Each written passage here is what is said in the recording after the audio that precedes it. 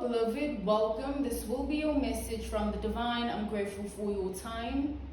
To those keen or interested, I offer personal readings. If you want to book me for a personal reading, you'll find my email listed in my description box below. Without further ado, let us tap into this energy. Let us tap into this reading. Let us tap into this message here.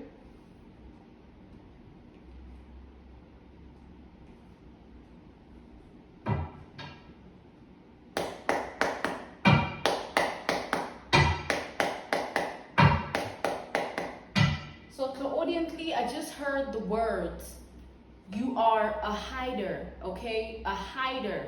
I heard the words, a hider. So you are a hider. So you like to keep your energy exclusive and sacred and hidden. You are therefore a hidden energy, a sacred energy, an exclusive energy. That's the path you chose, okay? Let's tap in further here.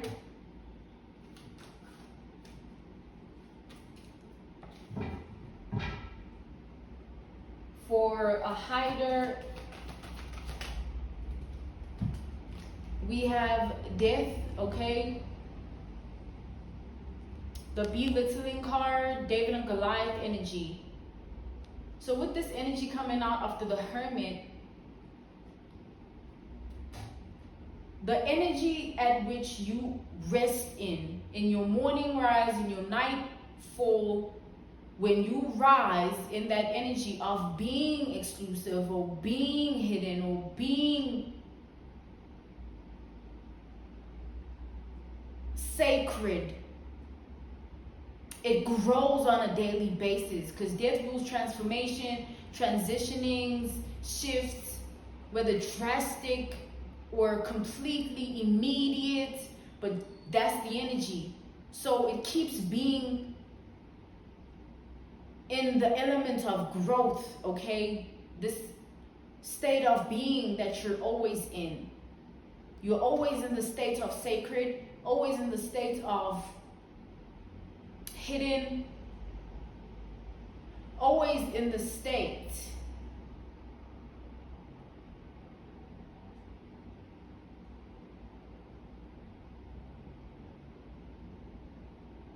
so you want to be unseen.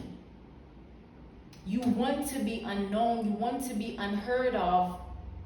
But what keeps following you is something bigger than what you want and need in this life. Meaning, yes, you are away from most, but those you are away from want to know most about you than anyone else they've ever met in life. Judgment. Anyone that they've ever met in life, these are people that have met you, and you are the one they're most curious about for all of their eternity. You will be the one that raises the eyebrow, the side eye. You'll be the one that, you know, makes them stutter as they gossip and sip on the tea, because they just can't figure out how you are this force of mystery, this force of an enigma, this force of mythical sacredness, mythical hidden energy.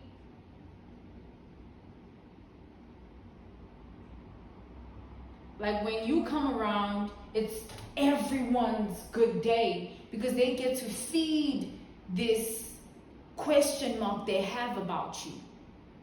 And it grows with every experience they have of you, even if they keep feeding it. It keeps being fed, but there's always the next meal. So in the next meal, because of what they were fed before, they always have a bigger question to ask, therefore a bigger meal they want to feed from. Like they want to see you out and about, they want to hear this and know that.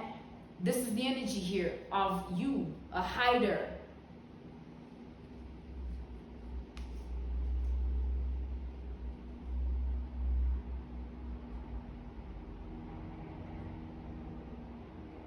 Your connection to yourself makes you very one with the universe around you, your galaxy, your world, your reality, your world, your life, your world, your energy.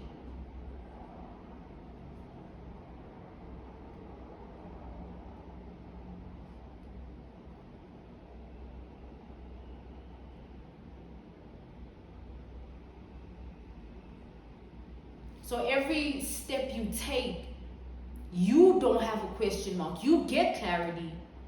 You get answers. You get truth. You get what you need and want.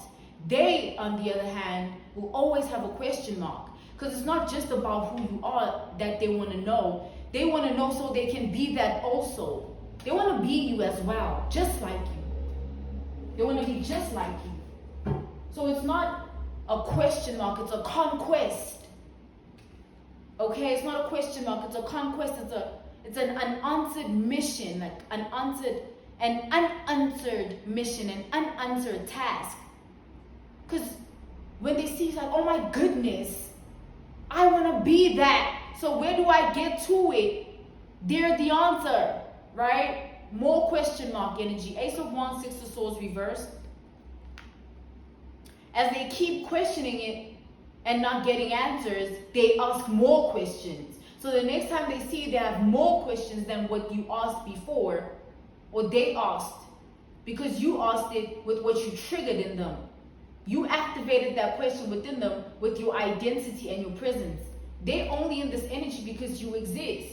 It's not about anything that you're doing. You just need to exist. That's what summons this, manifests it, conjures it. That's what brings it here. And they will take it and run with it wherever it takes them. Three of Cups. Wherever it takes them, it just goes along, right along with them, like choo-choo the train, vacuum the brain. Because now they don't think about anything else. It's just, oh, what she is, where she is, what he is, where he is, like, just like whatever. Like, I want to know everything. I want to just feed and feed until there's just an overflow. I want to be right there. I want to be you. I want to be just like you. So a mentor, a coach, a tutor, a savant, a learned one, wisdom carrier, star bearer. This is the energy here. And that's who you've always been. Four of Wands. It's an energy that's always been there, past, present, and future, in all eternity, past life, the ancestors, lineage, ancestry, DNA, genetics.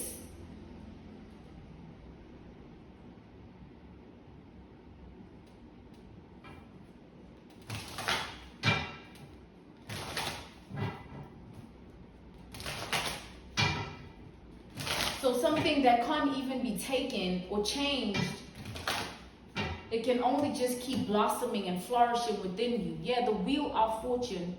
It can only just keep blessing you in its existence, in what it is. Because it is a blessing. It's a gift in the lineage, in the bloodline, the DNA, the ancestry. Just use it. It's yours. It's something that was gifted to you, given to you, bestowed upon you. It can't have a different code of encryption to the identity that it belongs to. It's written over to one person and it's in stone. And obviously it comes with the territory. Everybody's going to want what is written in stone for anyone they really look up to. Anyone they envy and are jealous of and hateful towards. Anywhere where there's evil and wicked, there'll always be somebody gunning for another person's territory. It's a written monologue of life. Like, it doesn't change. Go back to the medieval times. Go back to the ancient times and envision yourself there. There was always that woman that every man wanted. Same with the man. Every man, there was always this man that every woman wanted. And as they were who they were, everyone wanted to be them. Not just because of that, but because they were attractive. They were stylish. They were phenomenal in their own mind. They were brilliant, with flowing with the emotions of their own heart in life, masking nothing because they're completely authentic, real, original, just truly something to be studied. So coming back to the generalization of this message, you are someone to be studied. They're not your only fan, but they're sure your biggest, because they're taking it further than all the other fans. They're doing further than what they're doing. Feeling further, thinking further than where they've went before. Your other fans, they're your biggest one. And they don't come alone. They have people they connect to. Like, oh, I can talk to so-and-so about you. Me and so-and-so can get together and form a unity, a union of our two identities.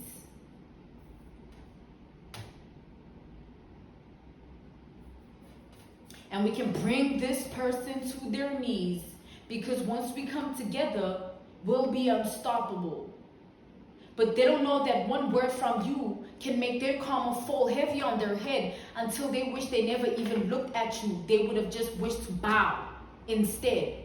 That's how things backfire when it comes to someone like you, an empress. An emperor, the universe loves to protect you because it always works in the highest good of the collective. Because when they know that there's no one like you, they'll also wonder, oh, is that true? Or are they really chosen ones out there? Are they really earth angels? Are they really the sacred people, the divine ones? Are they really the hiders, the hidden ones? Are they really the mythical creatures of secrecy that just blend in? Because they'll always question it, and then they'll start to treat people differently, and that will help uplift the collective energy on earth, making them someone that they never thought they'd be, making them want to see the light and see the good, even if it has to bring their evil to their knees and they have to surrender their evil. They will have to do it to get to the other side, because that's where they can release whatever demons are now backfiring on them. So you're an earth angel, a privileged lady, a privileged man, a thinking lady, a thinking man. And if you have your rationality of common sense and understanding and logic, you always know that it comes with the territory of who you are for things to be this way in your world, life, and reality when it comes to people. You know the people game. You're not seeking, a guide. You have awareness. You have your third eye. It's active. You have your ancestry lineage, your spirit guides. You have your DNA, your genetics, your bloodline. You have your roots. How can somebody want to uproot someone's roots from their soil and bring it to a soil that is not of their territory? Like how you trying to destiny swap and purpose swap and fate swap. You're trying to take soil that is meant to be in this habitat and this environment and bring it to a different homeostasis of being, meaning you want to bring it to different territory. That's not what it knows. That's not what it is. You're trying to change something that is deeply rooted in what this was before you even wanted this purpose of this person. Before you even wanted this destiny, this fate, it was already written. You think you're the only one that wanted, they're not the only one. Whoever this is and whoever these friends are, however many, they see the glory. And so do every other person, wherever you go. And as that happens, you keep reaching new heights of your identity. Because you will always be ascended in those situations. Risen up. They keep helping you rise. Let them be your stepping stone stool to the next level. Always. They think they being an enemy. No, you're just being an assistance, a collateral damage. You're just being a help, a servant. You're getting me to where I need to be, honey. Broski. Instead of being inspired and motivated, you choose to be something you're not. Come against a queen, a king. You want to come up against an empress, an emperor? Are you sick? Are you insane? Mad.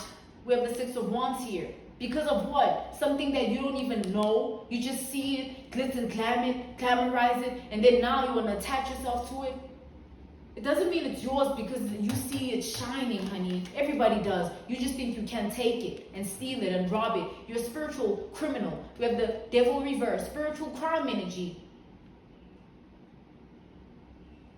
Because how can you try to invade something that's sacred? And it's known to be that because you, beloved, everyone can see it. Those that try, that means they have a certain level of evil and wicked that needs to be necessarily dealt with. Specifically just handled, diligently approached, so that they get to the lesson of the other side of it. Because you live, you do what you do, and then when it summons you, you're like, no, but why am I in this situation? What were you living?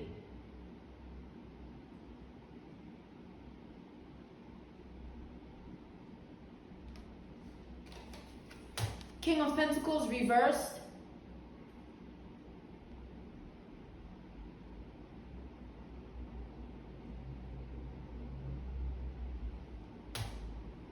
You just don't even know how to process a person's identity that much that you have to summon evil and wicked to get to them,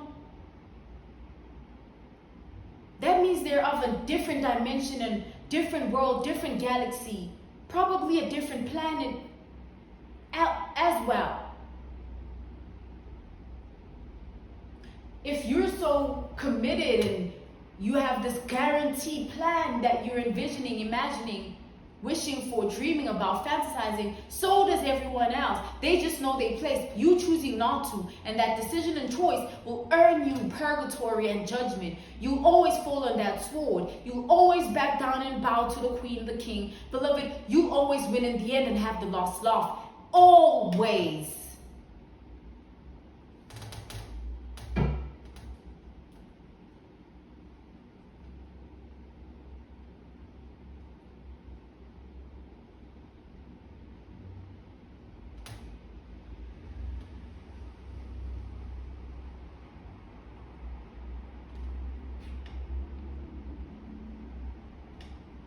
This was your message from the divine. This was your message from the divine. I'm grateful for your time.